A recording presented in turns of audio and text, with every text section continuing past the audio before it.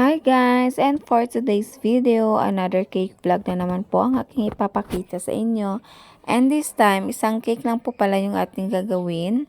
And ang kanyang size po nito is 6x5. And ayan, sinusukat ko talaga lagi guys yung aking cake. And since 6.5 or 6x5 yung kanyang size, sa cake pa lang mismo na wala pa siyang final frosting niya is 6x5 na ang kanyang size. And then ang mangyayari, if matapos na yung ating cake, meron na siyang final frosting is medyo tataas po siya or medyo mas malaki siya konti sa kanyang size na in order ni client. So ang 6.5 na 6x5 natin is maging 6x5.5 ganun guys, or 6x6 na siya. And yung theme po pala na ating cake ngayon is dalawang karakter yun siya guys.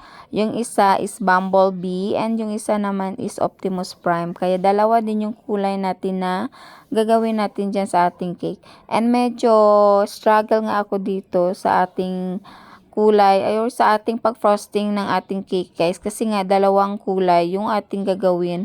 And since yung cake naman is isang buong cake siya and dalawang kulay yung gagawin natin, medyo kailangan nating maingat dito kasi dapat para hindi po mag-mix itong dalawang kulay sa ating cake. So, kaya ang pag-scrape ko nito, pagpapakinis ko ng aking cake is balikan-balikan, ganun, half size talaga. Hindi ko siya pwedeng ipaikot-ikot yung ating scraper kasi ang mangyayari nga is magmi-mix po yung dalawang kulay. Kaya yan, kahit maliit lang po yung cake na ginawa ko today guys, is medyo natagalan ako dito.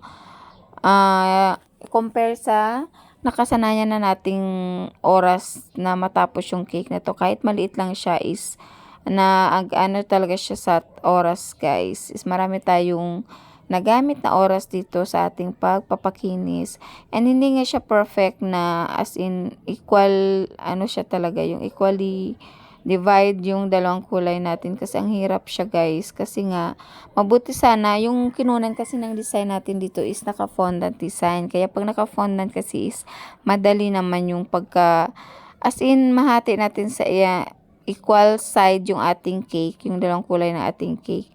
And ganyan nga lang po kasimple yung kanyang design ng ating cake. Kaya ang ginawa ko is sinagdagan ko na lang po siya ng ganyan sa side yung black at saka yung mga edible drudges natin dyan sa taas. And yan na nga po ang ating final look sa ating cake for today's video. Thank you for watching guys. Bye!